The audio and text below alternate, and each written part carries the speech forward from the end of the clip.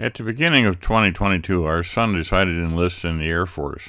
He departed home on April 11th to begin his military basic training in Lackland Air Force Base in San Antonio, Texas. We wanted to be present for his graduation ceremony on June the 2nd, so we decided to take our first spring RV vacation out west and left on April 25th. The plan was to travel as far out as Death Valley, see a little bit of Utah, and then back to San Antonio for his graduation.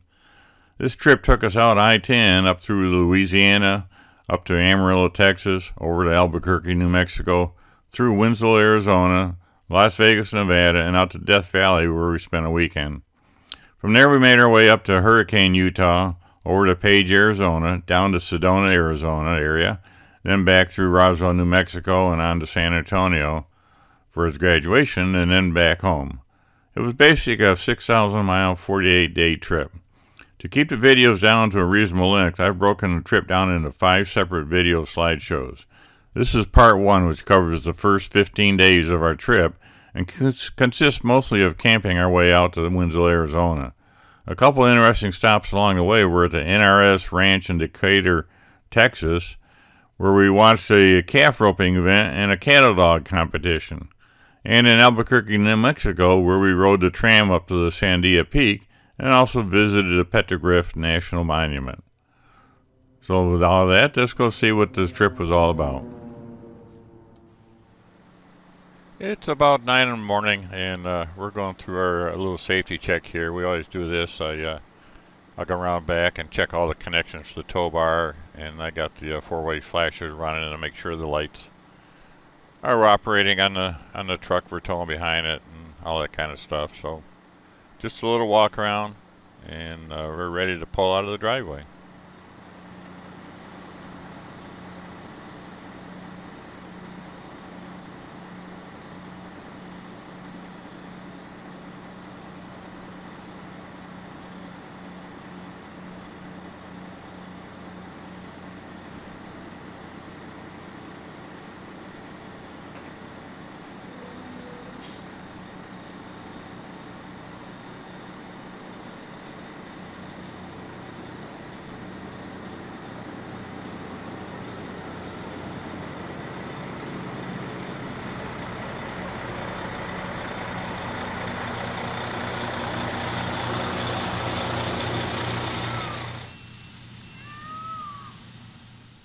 Yeah, that's a squawking peacock you hear in the background.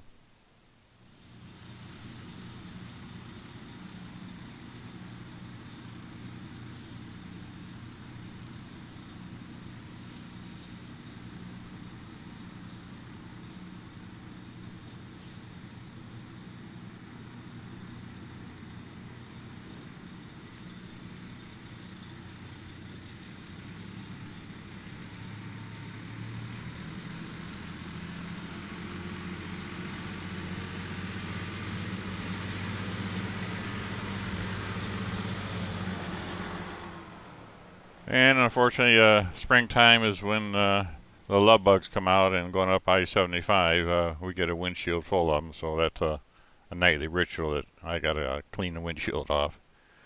And we were actually headed up to a Harvest Host location of the Auto Museum up in Tallahassee.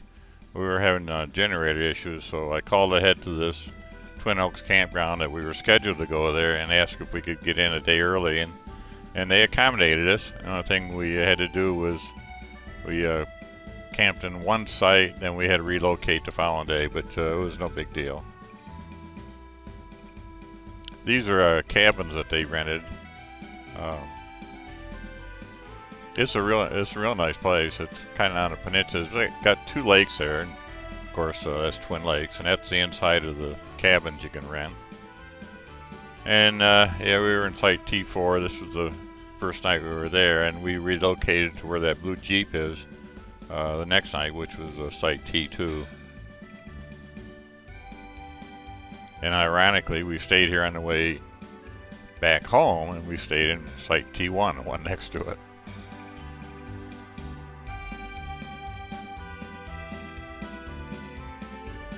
We spent a couple nights here, and they have these little, they call them glamping tents. Actually, it's a fancy tent, They had two of them on this side of the lake, and then there's a little dam area that you walk across, and they had 5 more on the other side of the lakes. And they advise you not to go swimming in the lake.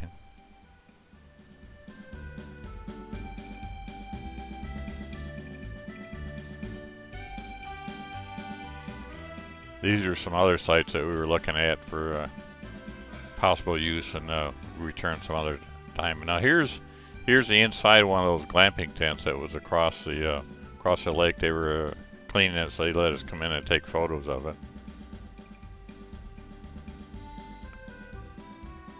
And then they had these two here. They were they kind of called them an adult glamping area, and it was more secluded. I guess the people that maybe didn't have kids, and that's the walkway you got across to get over to them.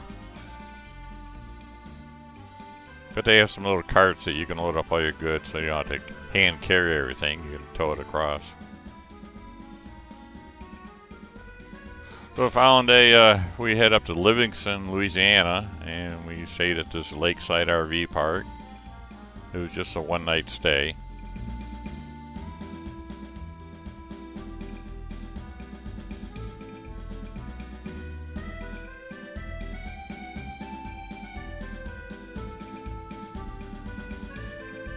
It was okay. It was a clean campground, very neat, well kept.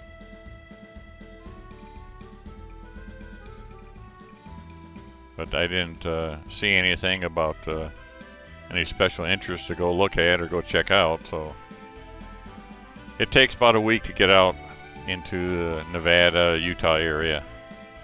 So basically, it's just we take one-night stops, just trying to get out there as soon as possible. This is another one in Natchitoches, Louisiana. The pecan orchard.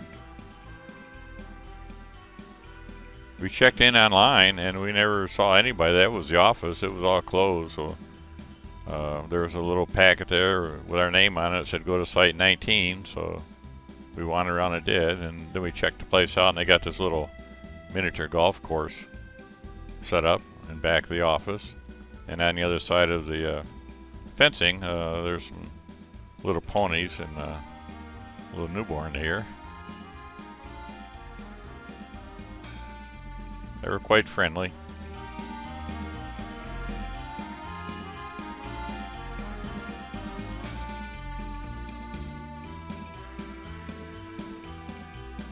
And from there, we headed off to another Harvest Host area called the NRS Ranch. That's National Roping Supply. And we belong to Harvest Host, and we can stay at these places overnight for free. However, we were having generator problems, and they just so happened they had sites where we could plug into power and actually get water if we wanted to. So we opted for that. And then we went in and checked out the little calf roping event going on.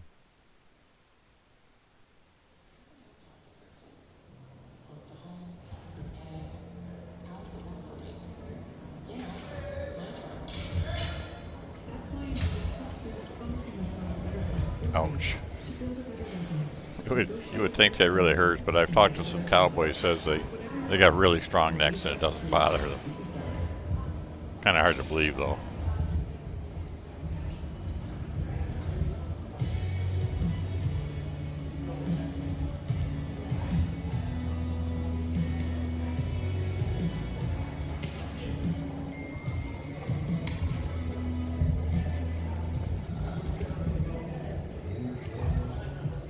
It'll be a 1782 for Ronnie.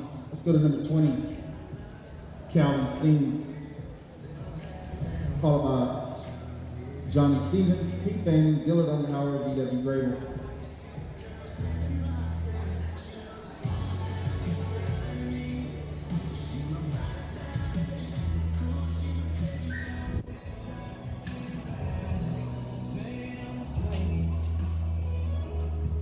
We were camped just a short walk from the arena, and so it was very easy just to walk down. I mean, it was only like 200 yards.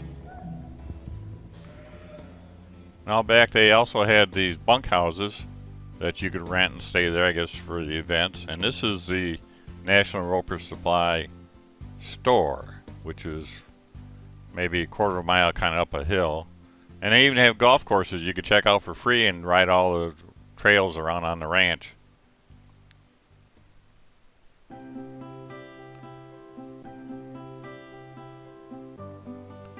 Now, I don't know what cowboys make, but looking at this store, they must be pretty wealthy. There's $41 for a little rope. I found some leather chaps that were on sale for $250. And it gets worse. $181 for a pair of spurs.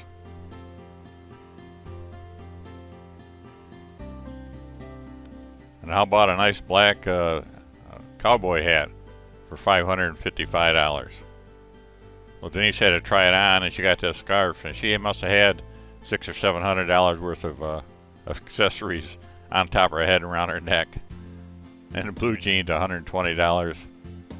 $150. I don't know how many of these they sell.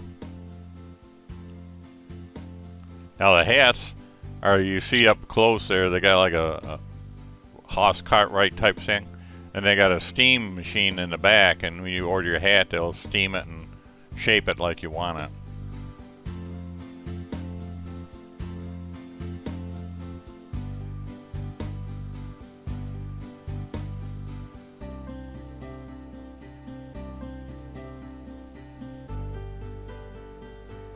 Now, if you want to get into your own calf roping, you can buy these, either drive around or tow around behind something. Now, this is their cow dog competition, and this fascinated me. Those dogs are unbelievable.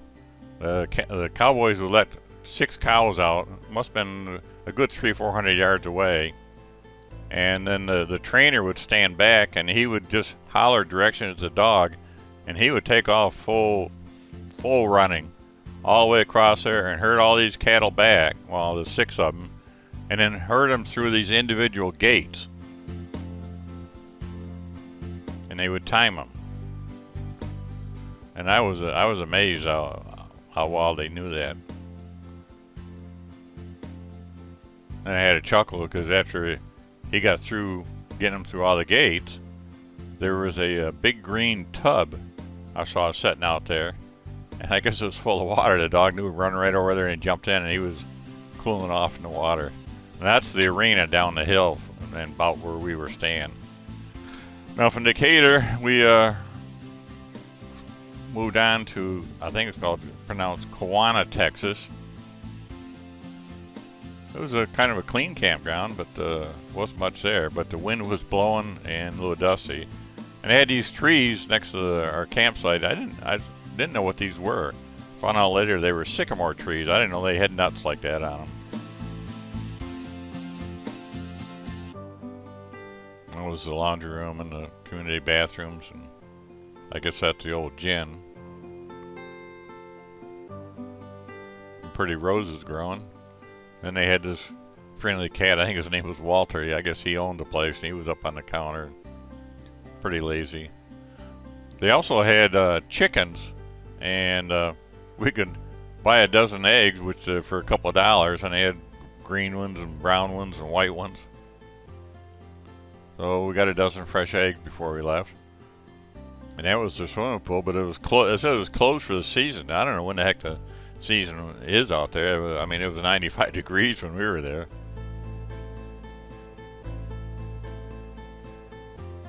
So here we are pulling out in the morning and headed to Amarillo. Now we had stayed at this place several years ago, and we were lucky I could find a Cummins dealership to get our coach in, and they checked out the generator and found out what was wrong with it, but unfortunately they didn't have the part, so I had to do it again in Las Vegas. We were in Site 69, and we went over to the Big Texan Steakhouse.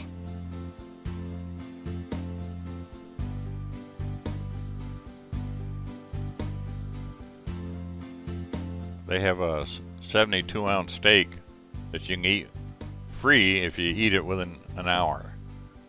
And unbelievably, they had somebody ate one in 4 minutes. And it was some gal.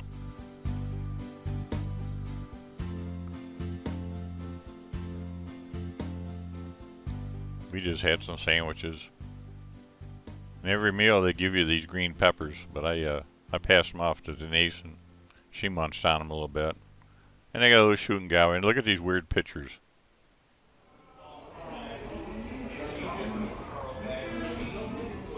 They change as you walk by them.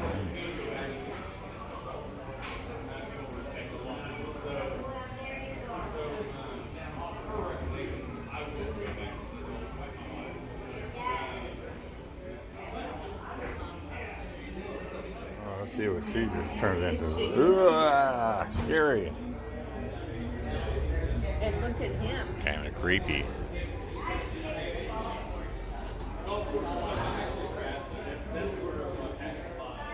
Everything's big in Texas.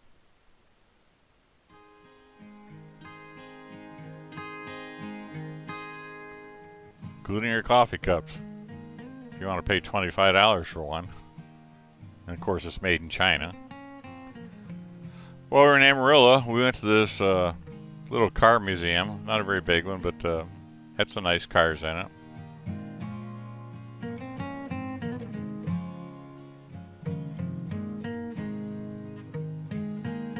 Had two different buildings. Wouldn't you know it, just started a really hard downpour while we were in the first building. So they come over and got some umbrellas and walked us back to the second building.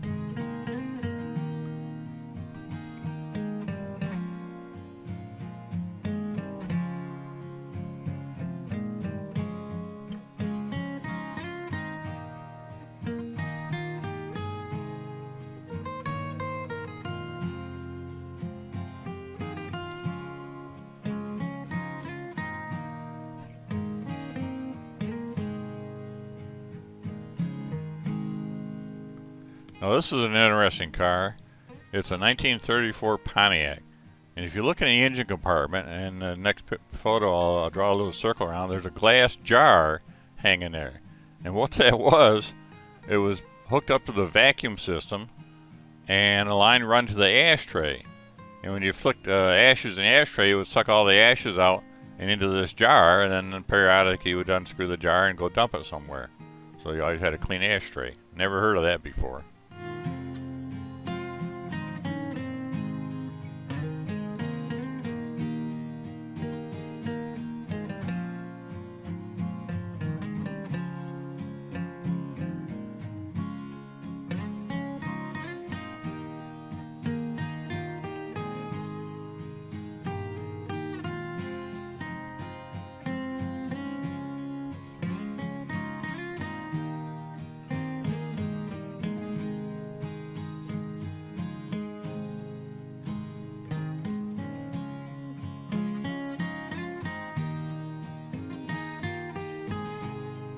So after we went to the museum, we went to Chewies Mexican restaurant.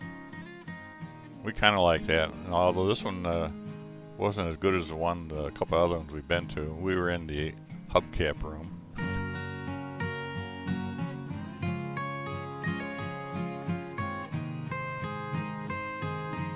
So we're on the road again, and headed more west, past some stockyards.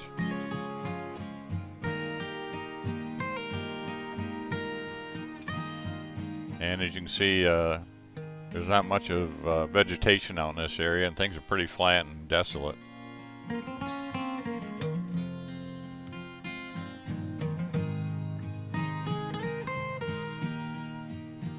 There's a trucker that had a bad day, rolled off into the median, flipped over. And we get into New Mexico finally.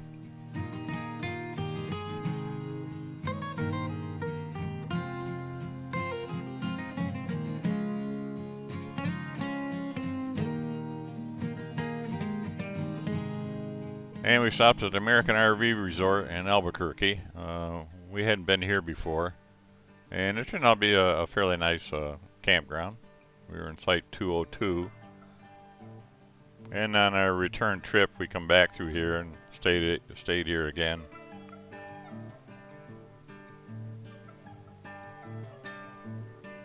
You can see it's the 5th of May, so it's still a bit early. It was fairly breezy every place we went out there.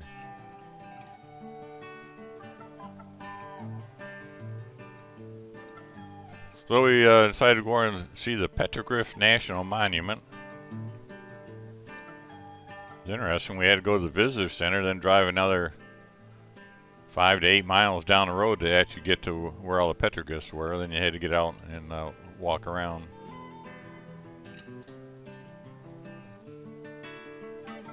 This is still at the visitor center.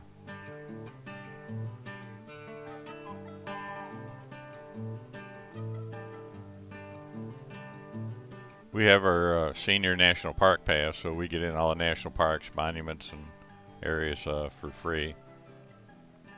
Now here's the rocks with all the petroglyphs on it. It almost look like volcanic rocks that they would scrape on them.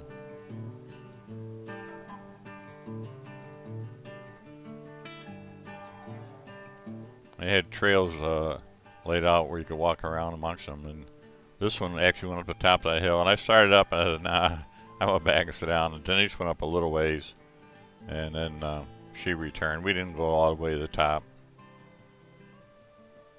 There she's pointing up to the top.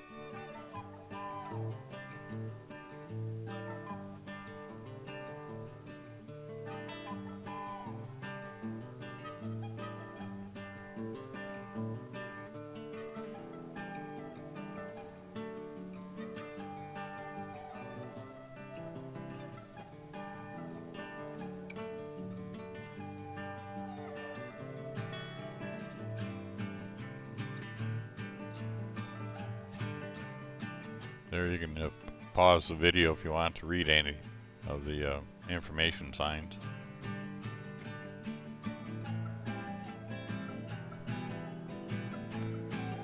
The next day we tried the Sandia Peak Tramway. Rode up. I think this is the longest spanned tramway in the world, I believe. And that's overlooking Albuquerque.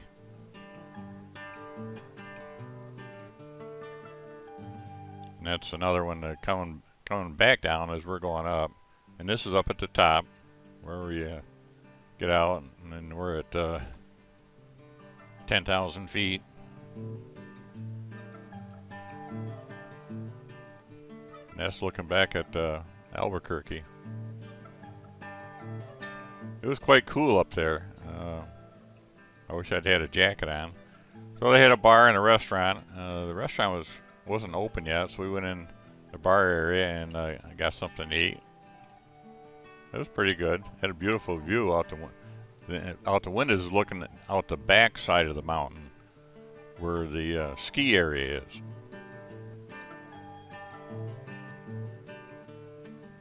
Just kind of a little panorama looking down into the valley.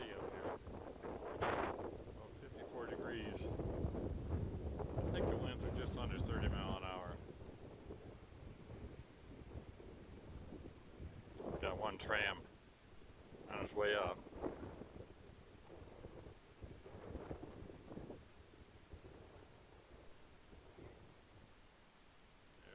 So we took a little walk around the backside and checked out some of the ski areas. Saw this map that shows all the, I guess, the skiing routes.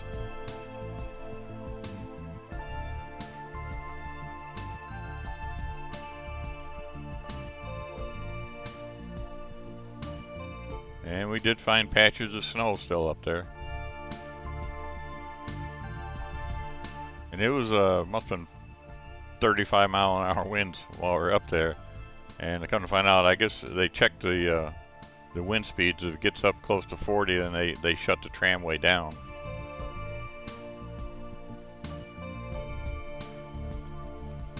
So this is coming back down. You can see our red truck parked in the parking lot there.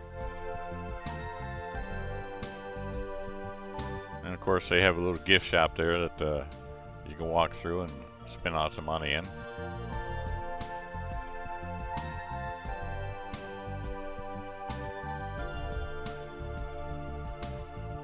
Yeah, isn't that appropriate? We had this bag of chips in the coach when I got back. It was all swelled up like a big hard balloon, and that was due to the elevation change that since we left Florida. And this is actually a little dust devil alongside the road we saw. As I think we were headed for the petrified forest, or no, we were headed for a casino. Twin Arrows. We were going to go in and get a meal at the restaurant, but the restaurants weren't open yet.